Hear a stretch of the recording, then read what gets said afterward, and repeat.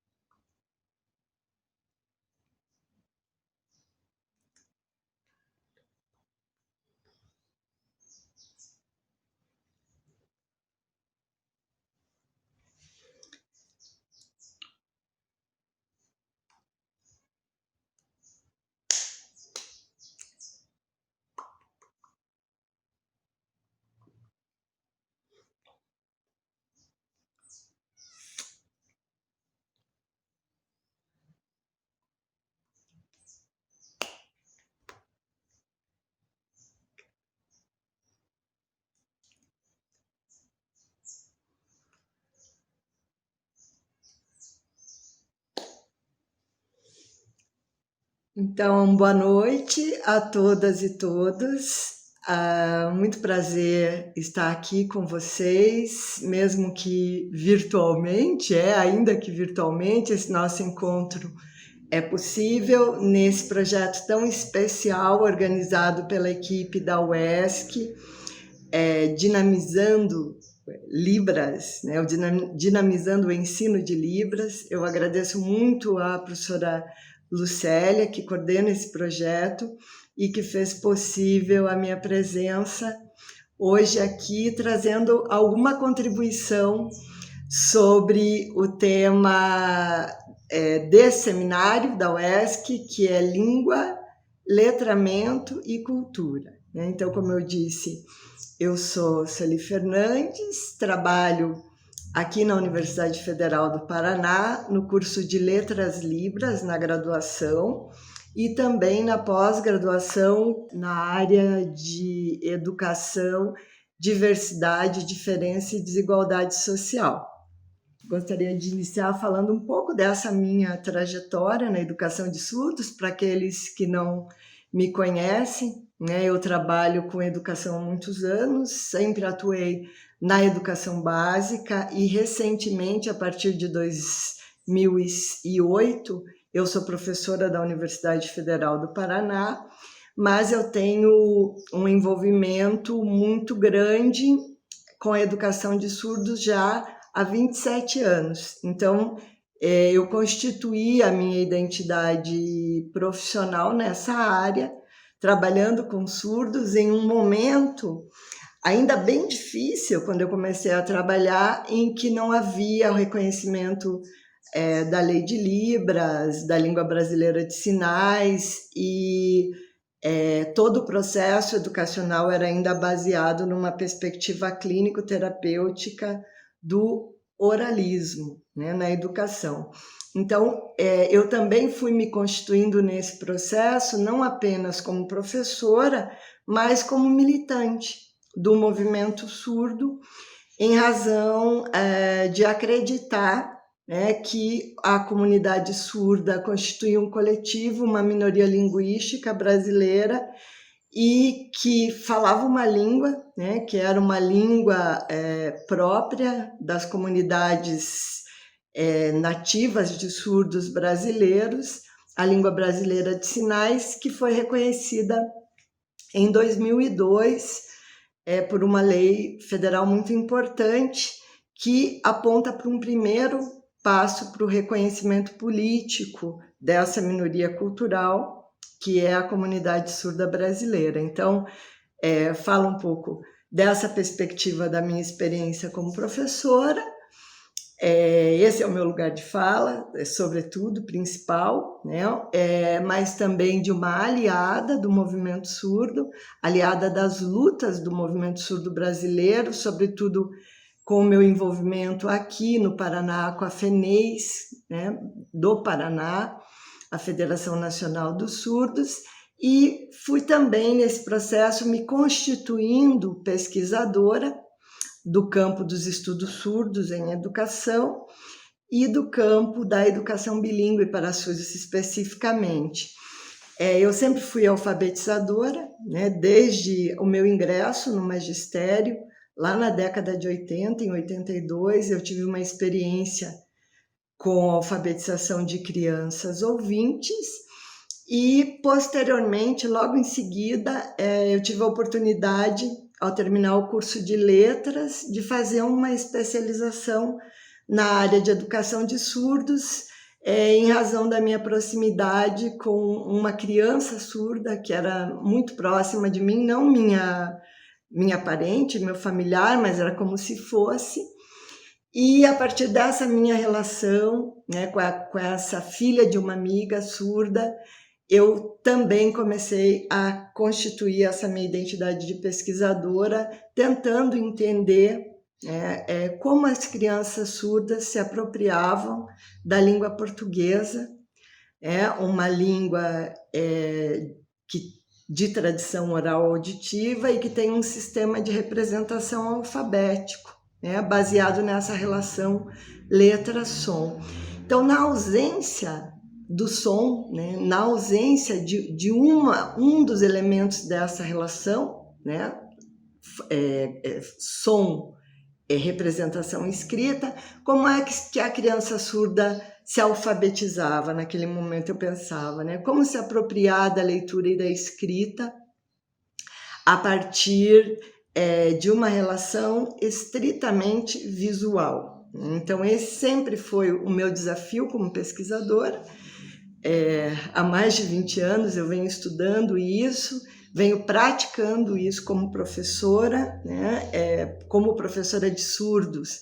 Eu me aposentei em 2017 aqui na Secretaria de Estado da Educação, em sala de aula, trabalhando com o que eu hoje considero práticas de letramento bilíngues para surdos, considerando que é impossível pensar o ensino de português sem pensar metodologicamente que esse processo se constitui na relação das duas línguas, nas práticas de letramento com Libras e com a língua portuguesa. A professora Lucélia, né, me pediu, quando nós conversamos a primeira vez, sobre o que poderia ser a minha contribuição nesse seminário sobre língua, letramento e cultura. Ultimamente, como eu tenho trabalhado mais no ensino superior, né, eu tenho uma experiência de ensino de português para surdos no ensino superior também, mas não apenas, né?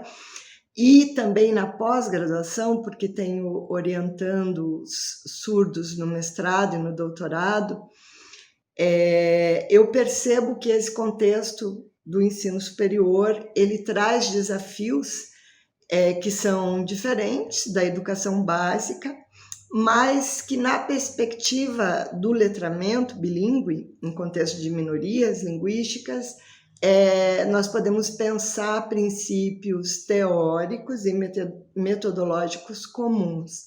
E aí eu vou tentar trazer para vocês um pouco dessa experiência, das coisas que eu venho pensando, escrevendo, trocando, né?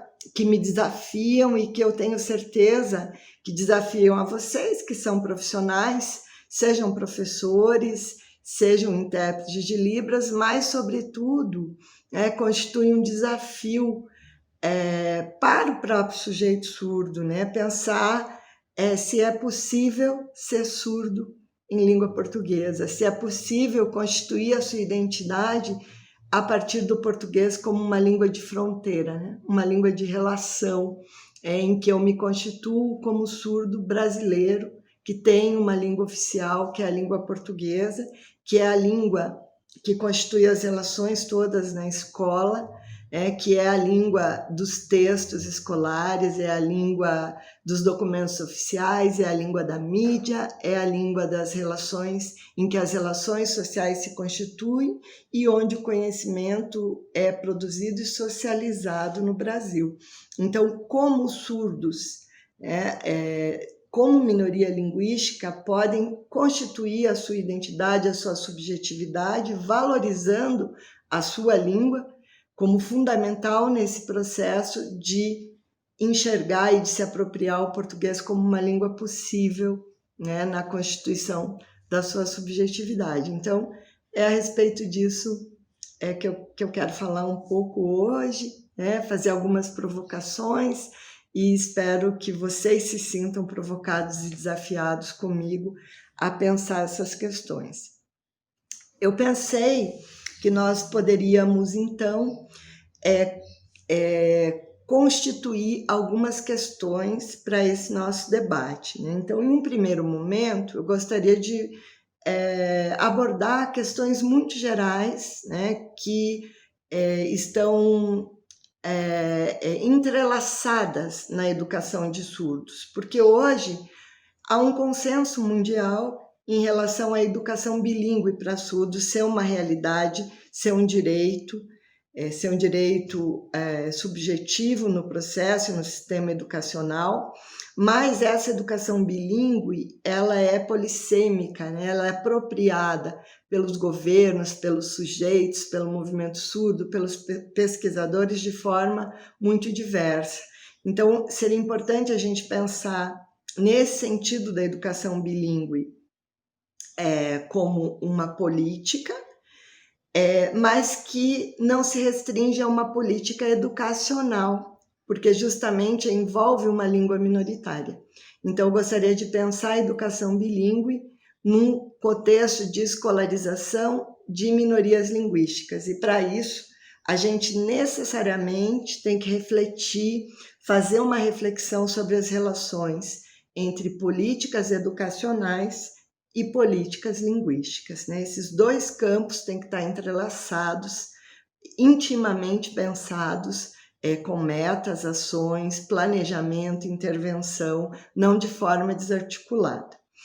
E para falar sobre a educação bilíngue, escolarização em contexto de minorias linguísticas, é importante pensar sobre quais são essas relações entre língua e cultura e entre língua e letramento, que é justamente a trilogia, as 3 temáticas que dão nome ao seminário de vocês. Nós temos também aí, em um segundo momento, eu gostaria de trazer para vocês algumas experiências que a gente vem desenvolvendo aqui na Universidade Federal do Paraná, né, experiências no ensino superior, porque também esse, né, é o tema da minha palestra de hoje, e pensar como a gente vem planejando, né, a política de inclusão para surdos nessa perspectiva bilíngue de valorização, de dar maior equilíbrio a Libras e a língua portuguesa no contexto educacional. Então, seriam esses 2 momentos, né? Um primeiro momento mais de discussão geral do contexto sobre a educação bilíngue e um segundo momento falar mais sobre algumas políticas, algumas propostas que podem ser desenvolvidas como forma de nós trocarmos algumas experiências, pensar o que vocês estão fazendo aí e pensar o que nós estamos fazendo aqui e se temos um olhar comum, né, sobre esse contexto de letramento para surdos no ensino superior. Então, eu queria mostrar esse primeiro slide, né, que traz aí, são 3 imagens, né, são 3 imagens entrelaçadas, né, com uma corrente, porque aquilo que eu disse inicialmente, que a educação bilíngue para surdos, hoje, ela tem que ser pensada em 2 campos. No campo da política educacional, nós sabemos, né, que nos últimos 10, 12 anos, a política de educação especial vem sendo pensada na perspectiva da educação inclusiva. E por que eu estou falando de política de educação especial? Porque os surdos, nesse contexto da política educacional, fazem parte do grupo de público-alvo da educação especial, que é constituído por pessoas com deficiências, por um outro grupo muito específico de transtornos globais de desenvolvimento, que envolvem os transtornos de espectro de autismo, por exemplo, e o grupo de altas habilidades de superdotação. Então, há hoje uma política em curso em que esse sujeito surdo estudante, ele é lido, né, a partir de uma concepção que o vê como sujeito da educação especial na perspectiva inclusiva, né, o que seria considerável, adequado dizer que na perspectiva de um atendimento de escolarização prioritariamente realizado no ensino regular, no contexto da escola dita inclusiva. Por outro lado, né, nós temos uma outra concepção do sujeito surdo, e essa concepção ela é forjada na luta do movimento surdo, historicamente, sobretudo a partir dos anos 60, dos primeiros estudos linguísticos e socioantropológicos sobre as comunidades surdas e a língua de sinais americana, estudo pioneiro, e essa concepção de ver os sujeitos surdos não como indivíduos, como pessoas com deficiência, mas como sujeitos potencialmente integrantes de uma minoria linguística pelo fato de ter uma identificação cultural prioritária com as línguas de sinais faladas nos diferentes países. Essa perspectiva que vê os surdos como minoria linguística, ela não pode prescindir de uma política linguística para a sua educação. Então, por isso é que vocês veem aí nesse primeiro slide, a educação bilíngue articulando esses dois campos, né?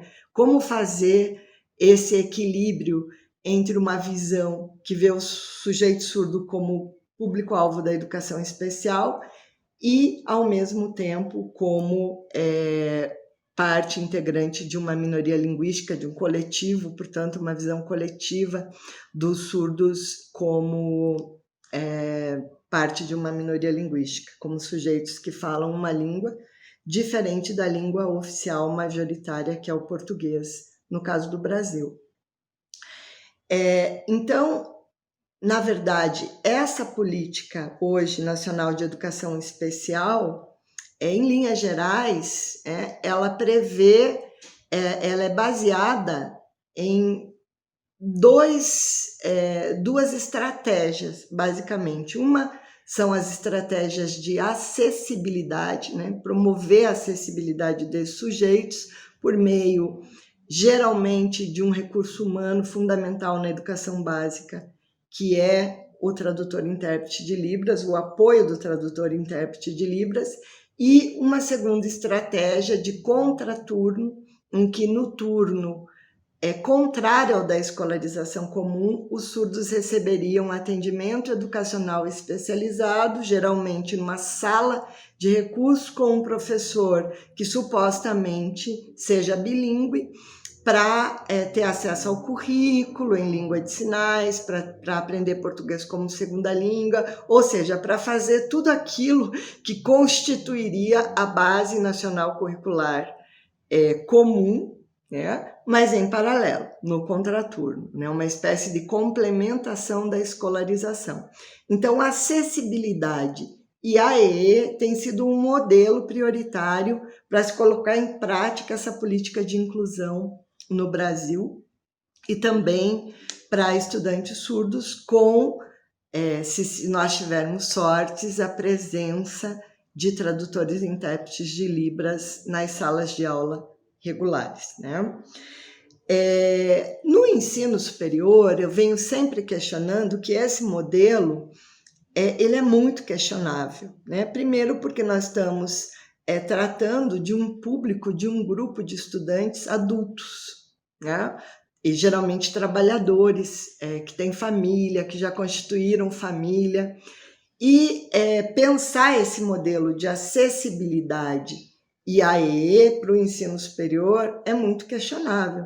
É impossível pensar que um estudante que já opta geralmente por um curso noturno, porque tem que trabalhar durante o dia, vai ter tempo de fazer um contraturno de atendimento educacional especializado. Então, esse modelo da política inclusiva, ele já fica capenga, né? Ele já não se aplica aos estudantes surdos do ensino superior.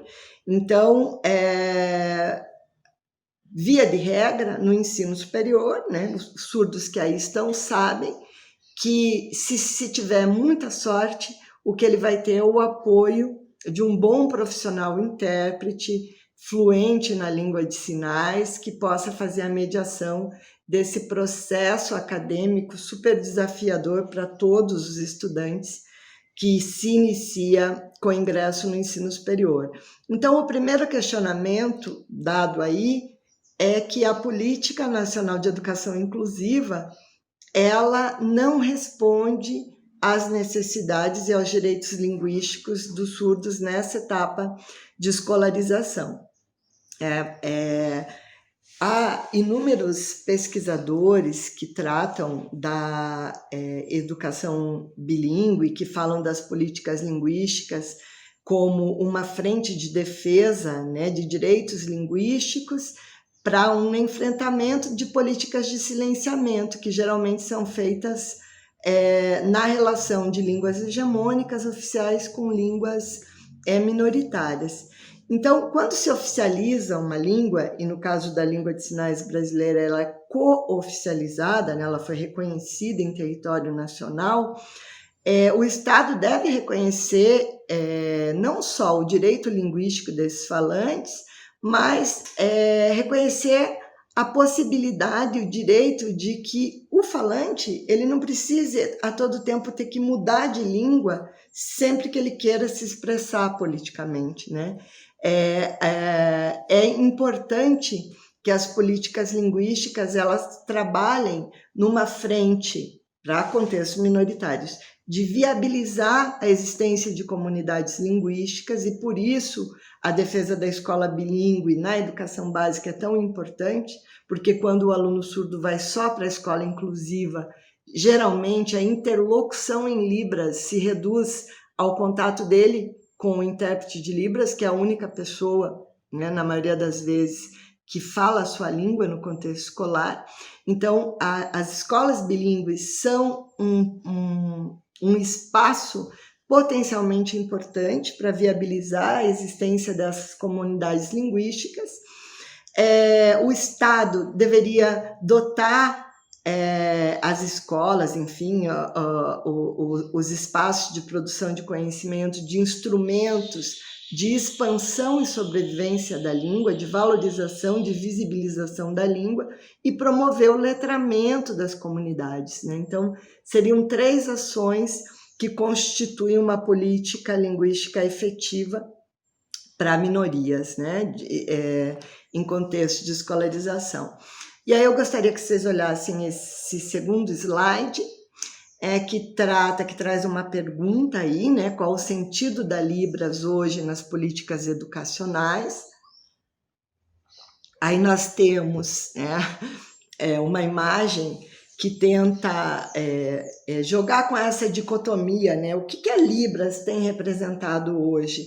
Ela é um instrumento de acessibilidade para os surdos tão somente, ou ela é uma língua de cultura? E há uma diferença importante em relação a essas duas concepções, né? O que nós temos visto hoje é que a língua brasileira de sinais ela tem se resumido a ser um instrumento de acessibilidade para a comunidade surda, no sentido de uma sociedade pensada na tradição oral auditiva. E aí, no momento de pensar o acesso a outros grupos, que falam outra língua, como é o caso dos surdos, a gente tenta adaptar esse espaço com instrumentos de acessibilidade, via de regra, pela presença do tradutor-intérprete de Libras, seja por meio de janelas, em programações oficiais, políticas, seja em sala de aula, seja nos espaços como esse. Agora que eu estou falando em português e vocês têm direito a me ouvir, a interagir comigo por meio do intérprete. A gente chama isso, né, da instrumentalização da Libras, né, porque ela está secundarizada em relação a uma tradição que a coloca, né, em um espaço menor, em um lugar menor, na produção do conhecimento, né? A acessibilidade é uma adaptação que torna possível o direito de acesso ao conhecimento na sua língua. Mas nós temos que pensar a política linguística para além da acessibilidade. A gente tem que pensar a política linguística e a política educacional fomentando a Libras como língua de cultura.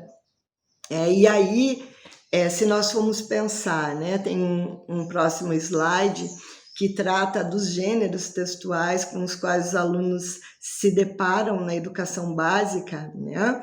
Então, no processo de apropriação da língua escrita, da leitura e escrita, a escola trabalha com diferentes gêneros. A gente tem alguns: instrução, prova, resumo, contos, todas essas práticas da oralidade, trava-língua, história oral, contos, mitos, poesia, enfim, o processo todo de alfabetização de uma criança ouvinte, ele passa pela apropriação, pelo conhecimento dessas práticas discursivas que se materializam em diferentes gêneros textuais. E esses gêneros textuais, para uma criança ouvinte, são oferecidos na sua primeira língua oralmente e também por escrito, né? Há gêneros orais e há gêneros escritos. E os gêneros, como sabem, eles têm elementos composicionais, eles tratam de determinados conteúdos, eles seguem uma estabilidade discursiva, regras, né, de composição, que para que eu me aproprie da leitura e da escrita, eu tenho que dominar esses gêneros.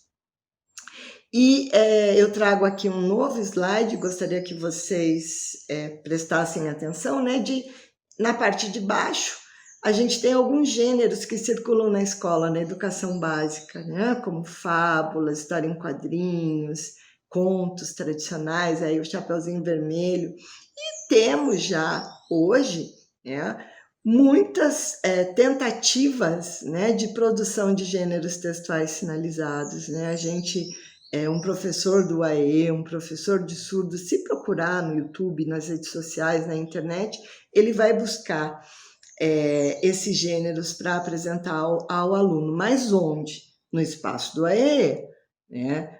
No momento da escolaridade regular, aquela que certifica, os gêneros textuais sinalizados não circulam, né? Eles circulam se circularem de uma maneira muito adjacente, de uma maneira como uma proposta coadjuvante do processo de escolarização na sala de recursos multifuncional.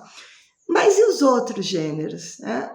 O processo de apropriação da leitura escrita se compõe dessa apropriação progressiva, né, de dominar os elementos que diferenciam os gêneros textuais, porque justamente aprender a ler e escrever é aprender uma prática discursiva, é aprender a ler, é a escrever mensagem, é a fazer um post no Facebook, é aprender a ler o livro didático, é aprender a ler uma poesia e como ela se estrutura. Então, os discursos circulam sob a forma de gêneros textuais e gêneros discursivos, e a gente tem que pensar nesse elemento, né? Eu tenho discutido isso muito com os professores em relação a essa possibilidade de termos a língua de sinais, né, como uma língua circulando em diferentes gêneros textuais sinalizados, que é um caminho para as práticas de letramento. Então, como isso se realizaria, né? Como a Libras se realizaria como língua de cultura? A primeira questão é que as línguas de cultura, historicamente, né, pensando em línguas mundiais, são línguas que geralmente aprofundam, né, se complexificam, aquilo de dotar a língua de instrumentos de visibilização e de complexificação nas práticas de letramento, elas não podem prescindir de um sistema de escrita para ter status.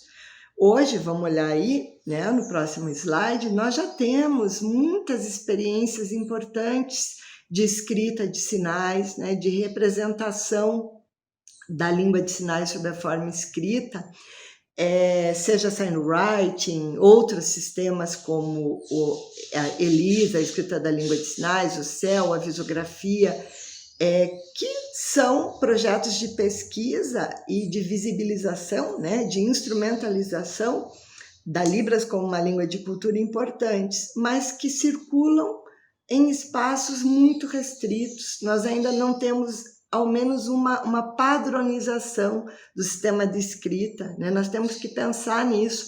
A Libras precisa de um sistema de escrita para perpetuar a sua memória, o seu acervo, a sua produção cultural. E esse sistema de escrita, que vai registrar a língua visual espacial, é um sistema de escrita visual espacial que pensa os elementos, né, composicionais, os parâmetros organizativos dessa língua. Mais um slide para a gente pensar né, em Libras como língua de cultura, são essas experiências inovadoras, né, que a gente vem conhecendo, de teatro em língua de sinais, de humor surdo, enfim, de práticas artísticas e culturais que são forjadas nesses signos sinalizados e são protagonizados por enunciadores surdos e não surdos, e também consumidos por interlocutores que utilizam a Libras como primeira ou como segunda língua, como uma língua adicional, como uma língua de fronteira. Então, essas experiências de teatro surdo brasileiro, né, desse festival incrível, que foi o Festival Despertacular, né, que na sua segunda edição traz experiências, né, do que eles estão chamando de visual vernacular, né, esse conhecimento próprio das comunidades surdas, visual, produzidos visualmente por meio da língua de sinais e por outras semioses visuais que estão circulando como artefatos culturais importantes da língua de sinais. Teatro surdo em língua de sinais, aí nesse slide a gente vê o grupo da UNB, né? Esse grupo que é do Teatro Surdo Brasileiro, que tem a participação desse menino surdo, que é pesquisador, o Lucas Sacramento, que está aí de camiseta amarela, encenando no Festival Despertacular o Grito da Gaivota, da Emanuele Laborie, uma surda, uma escritora surda, a comédia, a mímica. Aí no próximo slide eu trouxe algumas imagens de uma peça, a primeira peça em língua brasileira de sinais, produzida por sinalizadores surdos, encenada por surdos, dirigida por um intérprete de Libras e por uma surda, uma diretora de teatro surda, que é a Gabriela Grigolon, como uma experiência, né, de fazer a língua de sinais circular como língua de cultura. A peça tinha como mote o Congresso de Milão. Então, o que a gente tem que perceber que essa experiência ela tem sido apropriada da Libras como uma língua que produz cultura na sociedade já na última década. Ela precisa ser apropriada pela escola. Mais um slide, eu trouxe vários exemplos.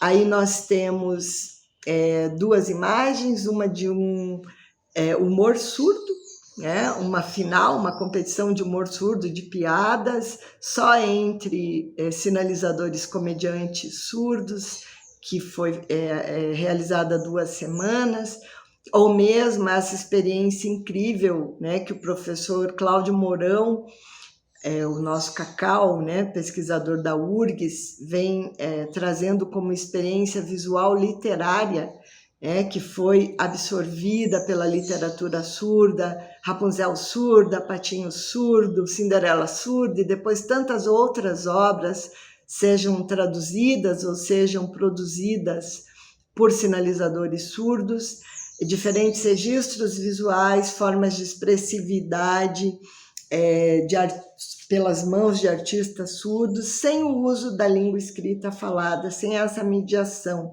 né? Então, o professor Cláudio Mourão chama de visual literária e mãos literárias, né? Então, é essa literatura que passa de mão em mão, de olhos em olhos, através das gerações, carregando essa carga, né?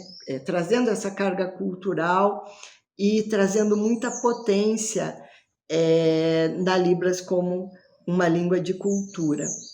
E, por fim, né, não esquecer também das práticas de letramento intercultural que a escola tem que produzir, né? Hoje a gente tem conhecimento de outras comunidades surdas vernaculares no Brasil, como os indígenas surdos, as línguas de sinais indígenas, a relação muito potente, né, e militante dos negros surdos. Temos aí a Priscila nesse slide, uma surda negra baiana que vem falando das experiências, das relações étnico-raciais na educação de surdos, a comunidade LGBT, né, produzindo aí toda uma discussão não apenas, né, da questão do gênero, mas também toda uma produção linguística, né, de como representar essas diferentes culturas, essas diferentes realidades que fazem parte da educação de surdos.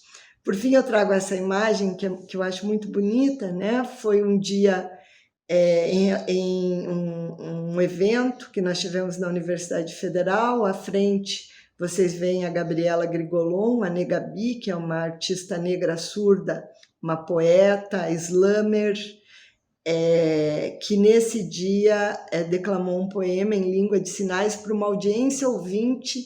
Era um evento em homenagem a Marielle, e ela fez essa performance. Foi incrível a potência, né, dela trazer também uma contribuição, um olhar crítico de uma negra surda para as questões que envolvem o movimento negro e a questão do racismo, a luta antirracista na universidade. Foi muito bonito, queria compartilhar com vocês. Até sugeri que a Lucília trouxesse a Gabriela para conversar com os surdos baianos, né? E, enfim, né? Então, esse primeiro bloco da nossa discussão é justamente para mostrar essa multiplicidade das práticas de letramento, que são múltiplas, são diversas, constituem as identidades sociais, e pensar o ensino de português para surdos, sem considerar que a Libras também é uma língua que precisa circular, que precisa produzir letramento como prática social, né? Língua e cultura é isso. As crianças ouvintes, elas não aprendem a ler e escrever, não se restringe apenas ao conhecimento escolar, elas vivem inúmeras relações, elas estão imersas em práticas culturais de letramento na família, nos seus contextos culturais específicos, e os surdos são privados disso quando nós dizemos, né, que a única agência de letramento é a escola. Não, pensar o ensino de português, o letramento no ensino superior pressupõe uma experiência na educação básica em entender o letramento, a imersão nas práticas de letramento em Libras, né? E eu tenho batido muito nessa tecla, né? A gente tem que pensar, mais um slide, a Libras nos museus, né? Aí a gente tem algumas experiências, a TV Inis tem programas, aí a gente tem o Leonardo Castilho, que é um guia surdo, né, no MAM, no Museu de Arte Moderna de São Paulo, temos videoguias, e eu queria mostrar um pouquinho de um projeto que eu tenho desenvolvido. Esse slide se chama Projeto Libras no Museu, em que os estudantes surdos, esses que estão aí são estudantes surdos, que estão produzindo videoguias em museus curitibanos. A gente teve uma experiência em um museu, que é o Museu Paranaense, em 3 setores, e agora estamos no Museu do Holocausto. Então, veja, esses meninos estudam letras libras, né? Eles não estão lá só para aprender linguística, estudos surdos, eles estão lá também como agentes de produção de conhecimento, em que a Libras se materializa como língua de cultura. E isso tem que estar na relação com a comunidade. Vou mostrar um pouquinho do videoguia que eles produziram e depois a gente volta a conversar. Então, vamos ver lá.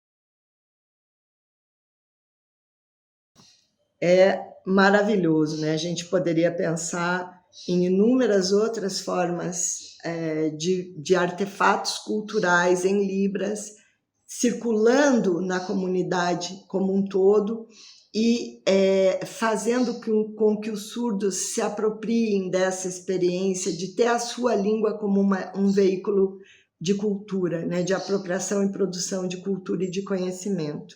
Só assim, né, só dessa forma, vendo a Libras circular em espaços culturais, né, de produção de conhecimento, é que a gente vai ter um processo de educação bilíngue, né, e não um processo de Libras como um instrumento de acessibilidade, sempre pela mão de um outro que vem interpretar, né, um conhecimento que já está pronto e que foi pensado para ouvintes.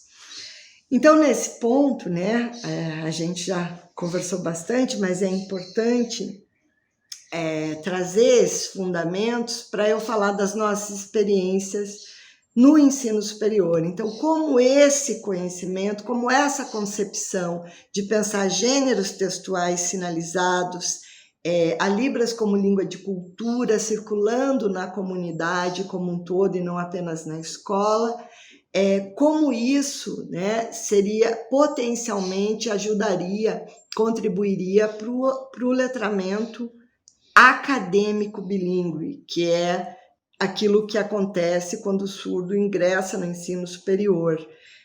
Então, aí eu tenho um slide, né, em que vocês veem de uma pessoa tentando falar, né, a sua língua está em branco, né, ele está invisibilizado na sua língua, que representa a comunidade surda linguística minoritária. De outro lado, as práticas de letramento bilíngues, que são importantes, né, em Libras e em língua portuguesa, e a nossa estratégia, né, de inclusão, que não passa apenas pela presença de intérprete, mas pela produção e leitura de gêneros textuais acadêmicos, seja por meio da produção dos estudantes surdos, seja por meio da tradução em Libras e língua portuguesa. Então, mais um slide, vejam aí, né, quais são os gêneros que circulam no ensino superior quando um aluno, desde o momento em que ele pensa em fazer o vestibular, né, ele se depara com a barreira de um edital que geralmente vem numa linguagem formal, técnica e em português, né? Mesmo as instruções para realizar as provas, a própria prova, os formulários de inscrição. E depois que ele entra no ensino superior, né, depois que ele ingressa, ele se depara com um contexto de textos acadêmicos sobre a forma de resumo, resenha, artigo, TCC, plano de aula, currículo, relatório, enfim, uma diversidade de gêneros textuais acadêmicos que ele nunca antes, na educação básica, vivenciou na sua própria língua. É o que nós acabávamos de dizer. Então, mesmo o edital em Libras, quando há essa acessibilidade prevista, um edital em Libras, o que acaba acontecendo? Ele olha o edital, mas aquilo está circulando na sua língua, mas num gênero que ele nunca antes leu, a que ele nunca antes foi submetido como experiência de letramento, e ele tem um estranhamento, e o que acontece via de regra é a não compreensão, né, daquele texto. Aí as pessoas dizem, puxa, mas o edital está em Libras e os surdos mesmo assim fizeram inscrição errado? Sim, né? Justamente porque não é apenas a língua, o código, né, o que produz o letramento, mas é a experiência daquele gênero, daquele estilo, dos níveis de formalidade, né, que aquela língua veicula, do conteúdo técnico que está ali envolvido. Se não houve experiências anteriores, se na educação básica ele nunca fez prova em Libras, se ele nunca se deparou com a leitura de um edital em Libras, de um resumo em Libras, e o estranhamento, mesmo na sua língua, vai ser o mesmo que o estranhamento em língua portuguesa. Então, o estudante surdo no ensino superior, ele passa, né, a se deparar com um universo de gêneros textuais que ele nunca vivenciou antes e que geralmente não estão circulando na sua própria língua. Então, diante disso, né, eu gostaria de falar de algumas experiências que a gente tem desenvolvido, né? Por exemplo, os editais em Libras, as provas em Libras, né? Vocês devem participar do Enem em Libras também, né? Que agora foi uma conquista da comunidade surda. E o mais importante, né, ao falar sobre isso, é tentar trazer, quando você fala em edital em Libras, você tem que trazer essa mesma perspectiva de concepção de letramento bilíngue que você pensa para as crianças surdas, né? Então, o que a gente tem dito sobre como os surdos aprendem português? Que o português, para ele, é o que ele vê, é a escrita. O português para os surdos está materializado na escrita. E que se nós apresentarmos um texto apenas redigido, né, em português, escrito, ele vai se deparar com um código incompreensível, né? Quando nós produzimos um edital em Libras, que é um edital somente sinalizado, muitas vezes ele pode se deparar apenas com a perspectiva do código sinalizado, o signo em Libras. Nós estamos falando nos dois casos de linguagem verbal. Tá? Então, eu tenho debatido como pesquisadora no que significa a experiência visual na apropriação da leitura escrita para os surdos e venho trabalhando com uma categoria, que é uma categoria bakhtiniana, da verbo visualidade na enunciação. Então, vamos de novo. Verbo visualidade, né? O que é o verbo visual? Então, nós entendemos esse verbo visual na perspectiva bakhtiniana como o enunciado, né, que tem como marca constitutiva a relação, a articulação entre a imagem, que é o não verbal, e a dimensão linguística, que é a verbal, na produção do sentido, nos efeitos de sentido de um texto.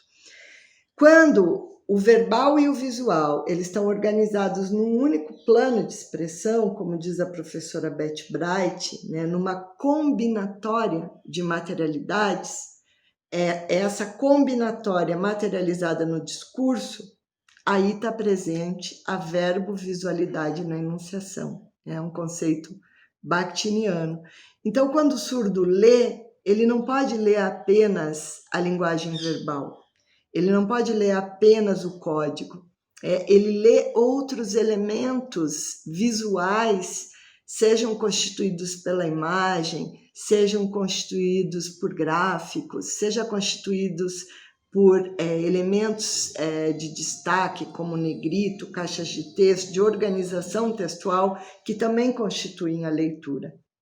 E a gente aplica esses elementos quando a gente produz um vídeo, em um videolibras, né? O videolibras é a forma de materialização de um gênero textual sinalizado.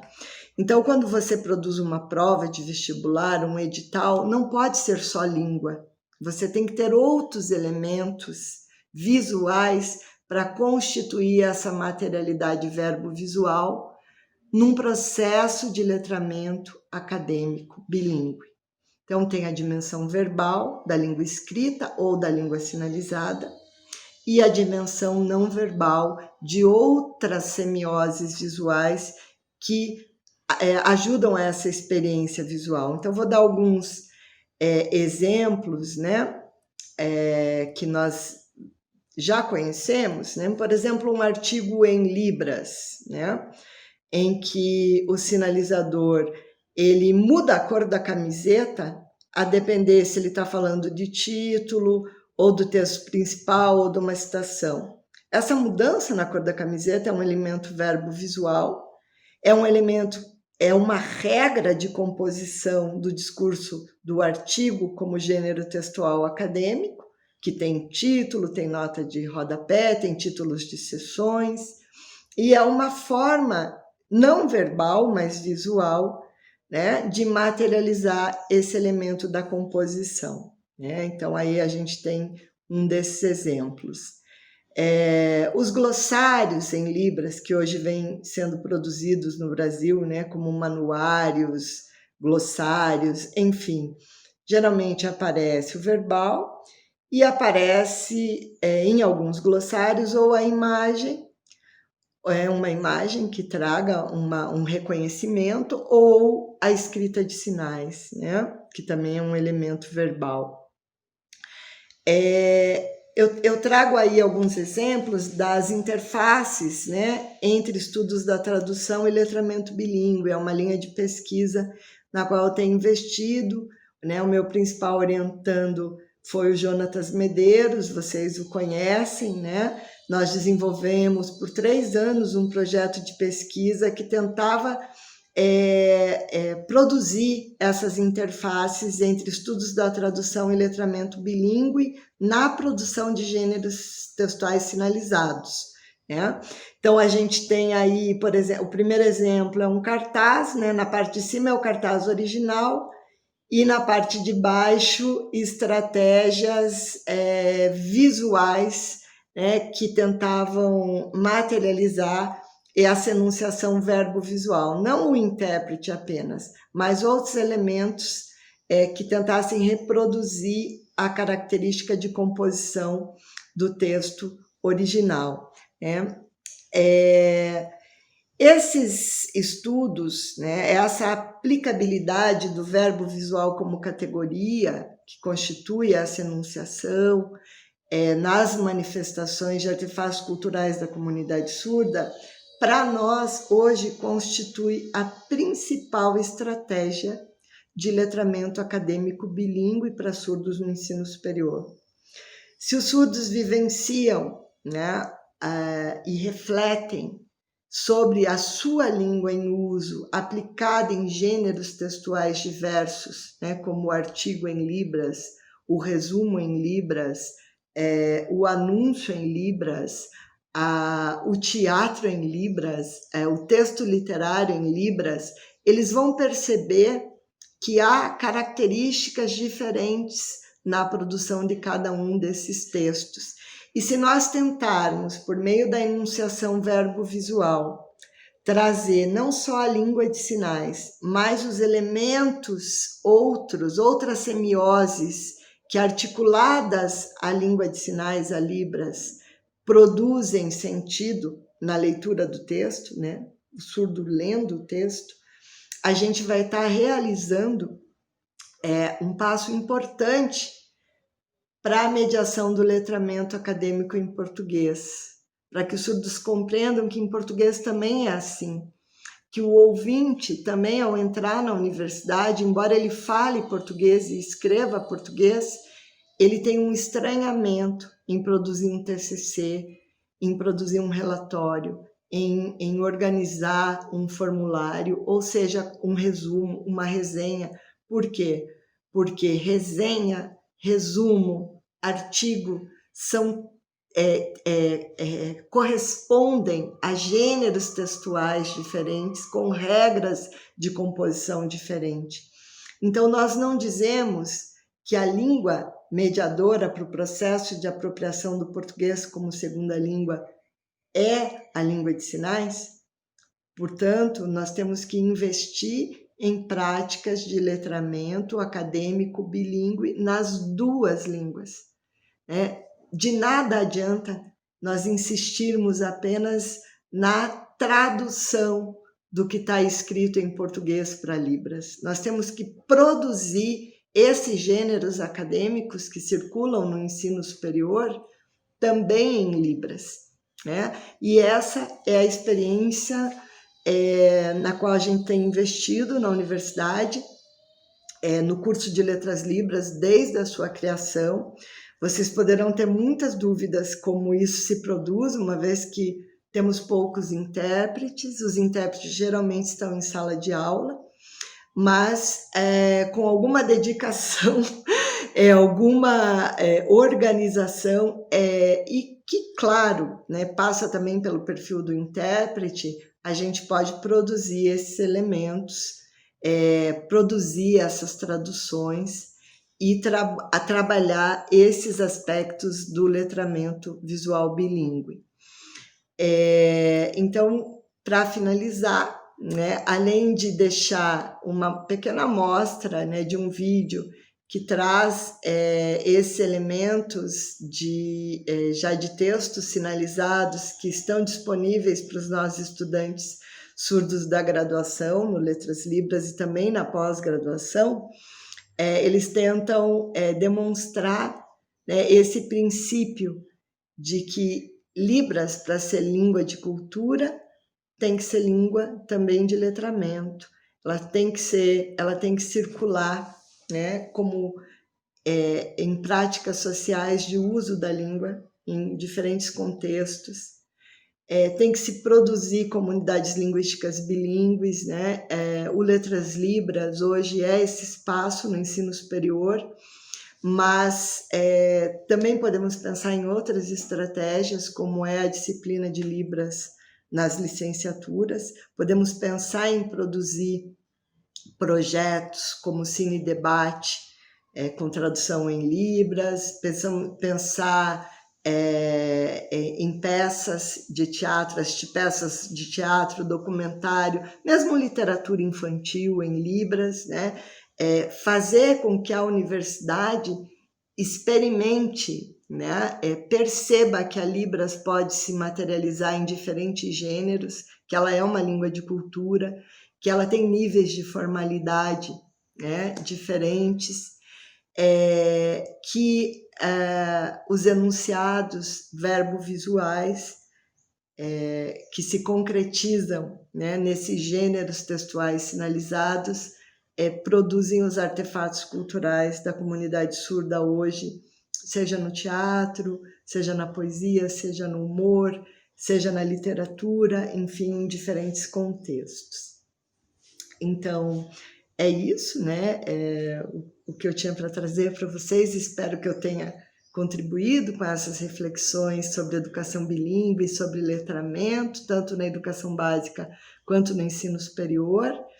Espero as perguntas de todos vocês e agradeço mais uma vez a professora Lucélia por essa oportunidade de estarmos juntos aqui novamente, ainda que de forma virtual. A pandemia, ela trouxe muitas dificuldades, muitos desafios, muitas dores, mas ela também trouxe essas oportunidades de nós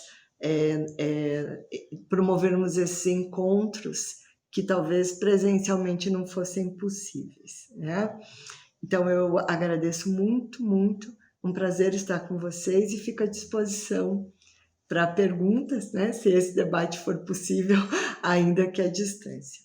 Um grande abraço a todos, um grande beijo, muito obrigada.